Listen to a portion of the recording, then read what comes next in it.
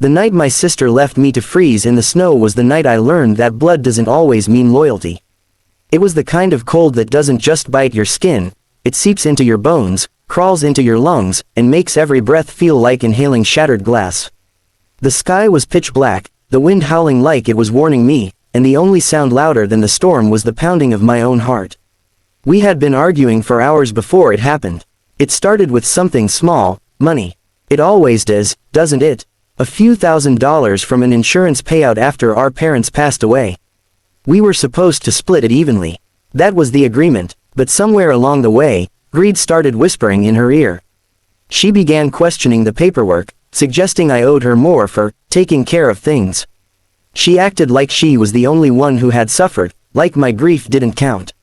That night, she insisted we drive up to the old cabin our parents used to rent during the holidays.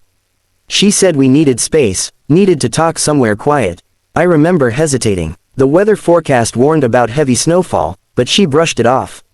"It'll be fine," she said. "You worry too much." I should have trusted my instincts.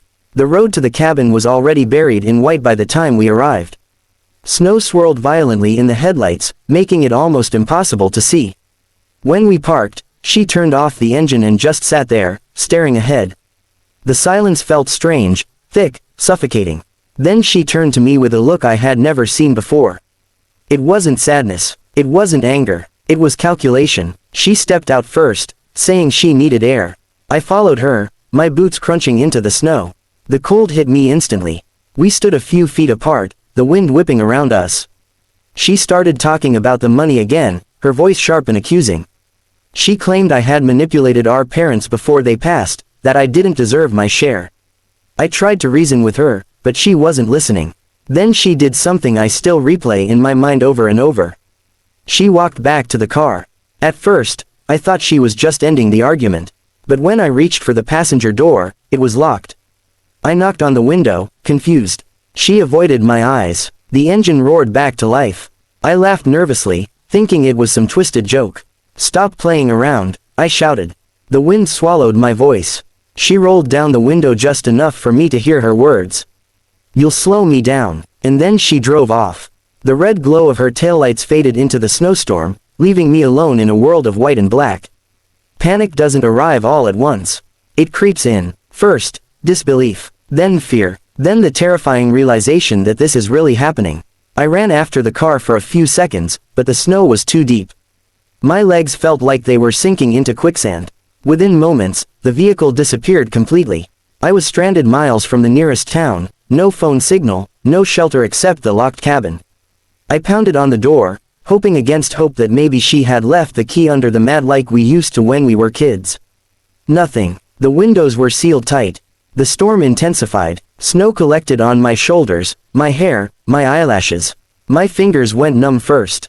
Then my toes. I knew enough about hypothermia to understand what was happening. I had to move. I couldn't just stand there. So I started walking. I didn't know which direction led back to the main road.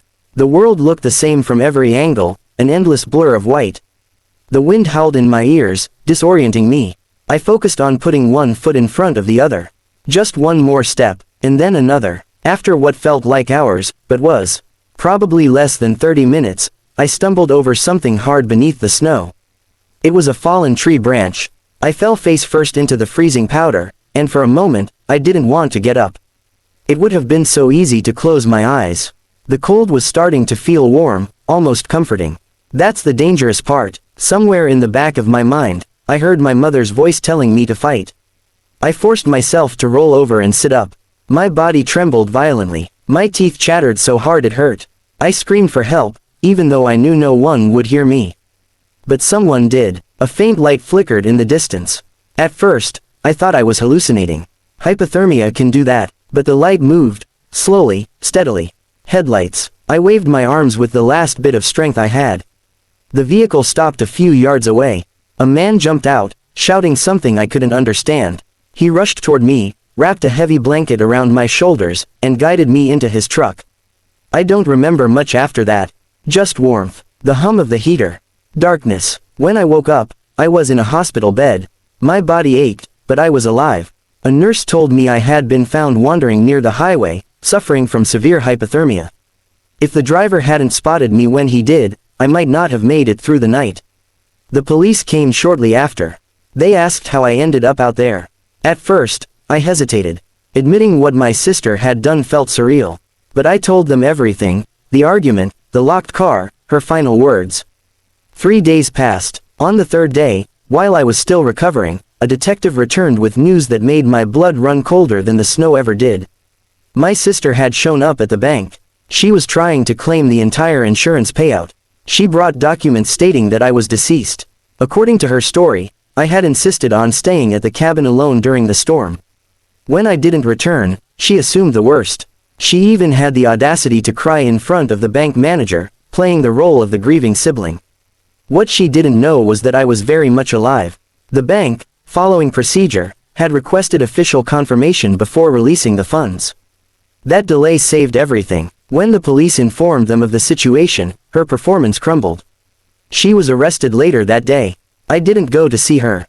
I didn't need closure. Her actions had already told me everything I needed to know. The betrayal wasn't impulsive. It wasn't a moment of anger. It was planned. She had calculated the storm, the isolation, the lack of signal. She had decided that my life was worth less than money. People often ask me what hurt the most, the cold or the betrayal. It was the betrayal. The cold was physical. It was brutal, yes, but it was honest. The storm didn't pretend to love me. It didn't promise protection. It simply was what it was. But my sister, she shared my childhood, my secrets, my grief. She held my hand at our parents' funeral. And yet, when given the choice between family and fortune, she chose the latter without hesitation. Recovery wasn't just about warming my body. It was about rebuilding my sense of trust. For months, I struggled with nightmares. I would wake up gasping, convinced I was back in that snowstorm, watching the taillights disappear. Therapy helped. So did the kindness of strangers, the truck driver who stopped, the nurses who cared for me, the detective who believed me. I learned something powerful through all of it. Survival is stubborn. It doesn't always look heroic. Sometimes it looks like crawling through snow, crying, and refusing to close your eyes. As for my sister, the legal consequences were severe.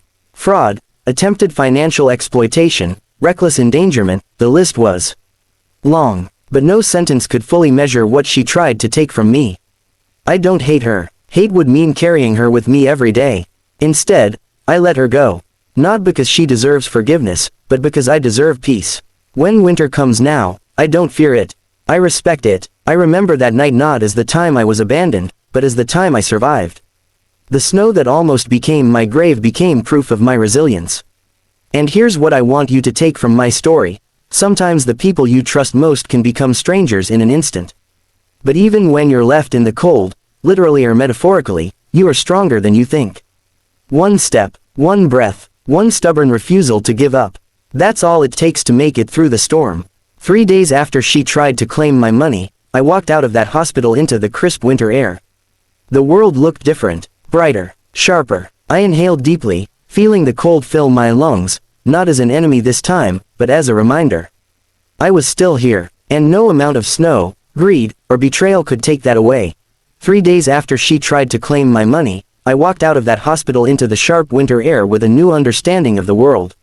Survival had changed me, but what came next changed me even more. Because surviving the storm was only the beginning. Now I had to survive the truth. The detectives kept me updated as the investigation unfolded. What they uncovered made it painfully clear that what happened in the snow wasn't impulsive. It wasn't a heated argument gone too far. It was deliberate. They found search history on her laptop about hypothermia timelines. Questions like, how long can someone survive in a snowstorm? And, how fast does hypothermia cause unconsciousness? She had checked the weather forecast days in advance. She had even withdrawn a large amount of cash the morning we left for the cabin. The plan wasn't formed in the heat of the argument. The argument was part of the plan. I remember sitting in the detective's office, staring at the wall as he explained everything. His voice was steady, professional. Mine was silent. Every detail felt like another layer of ice forming around my heart. She hadn't just left me.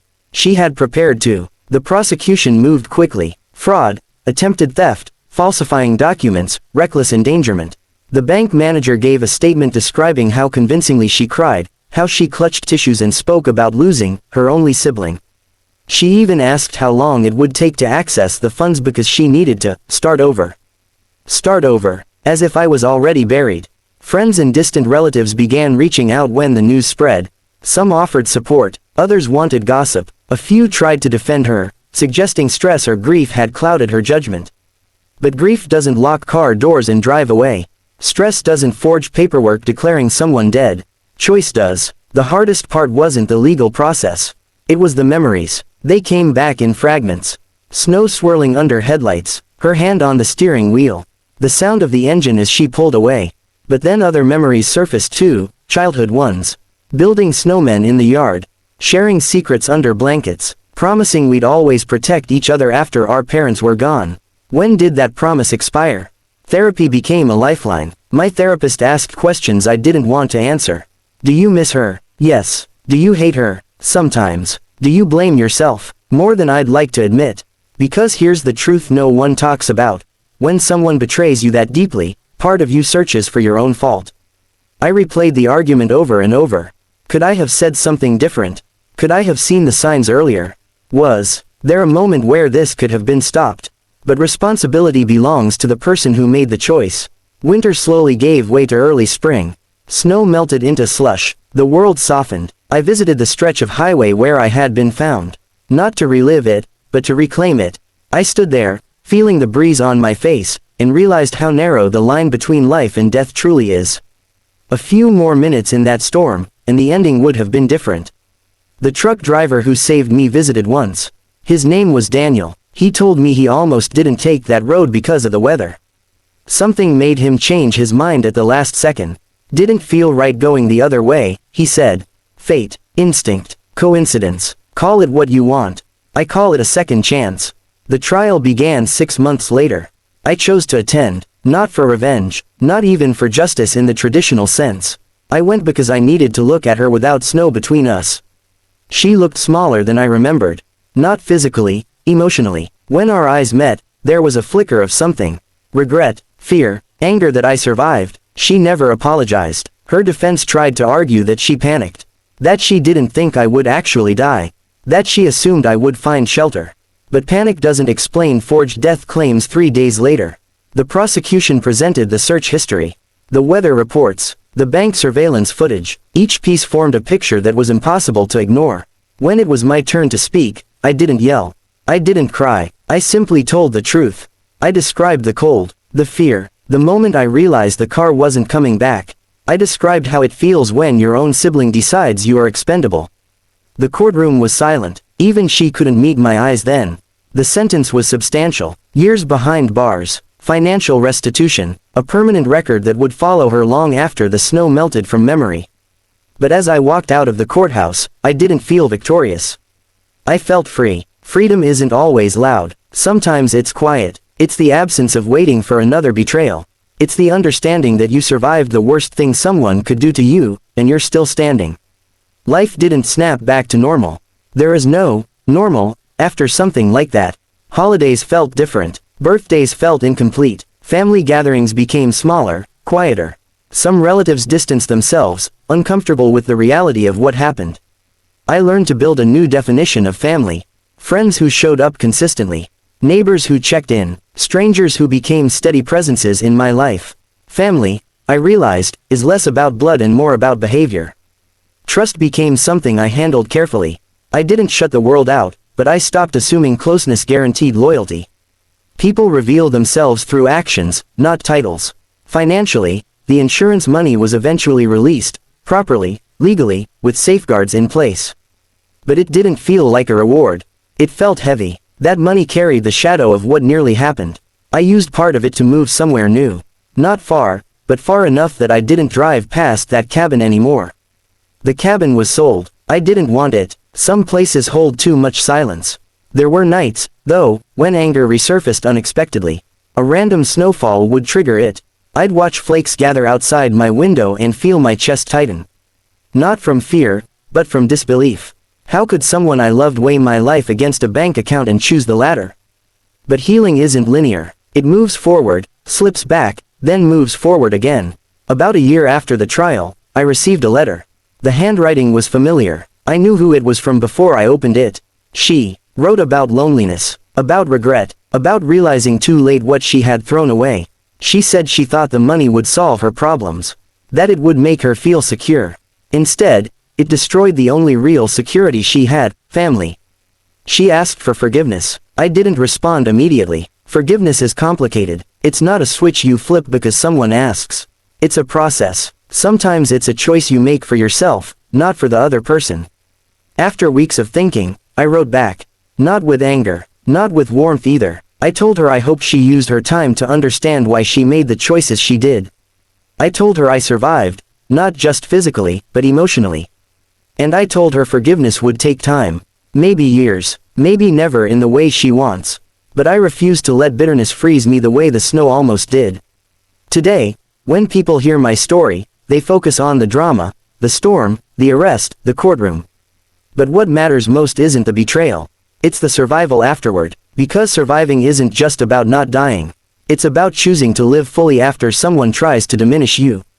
It's about standing in the same season that almost ended you and feeling steady instead of scared. It's about understanding that someone else's greed doesn't define your worth. The night she left me in the snow could have been the end of my story. Instead, it became the moment I discovered how strong I really am. Not because I fought her. Not because she was punished. But because I kept walking. Through the snow. Through the hospital doors. Through the courtroom. Through the anger. Through the silence. And into a life that belongs entirely to me.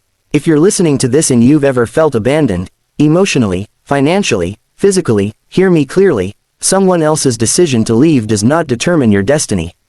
Sometimes the very act meant to erase you becomes the reason you rise stronger. 3 days after she tried to claim my money, I stepped back into the world as someone who had seen the worst and lived. And every day since then, I've carried one quiet, powerful truth. I was left to freeze. But I did not disappear.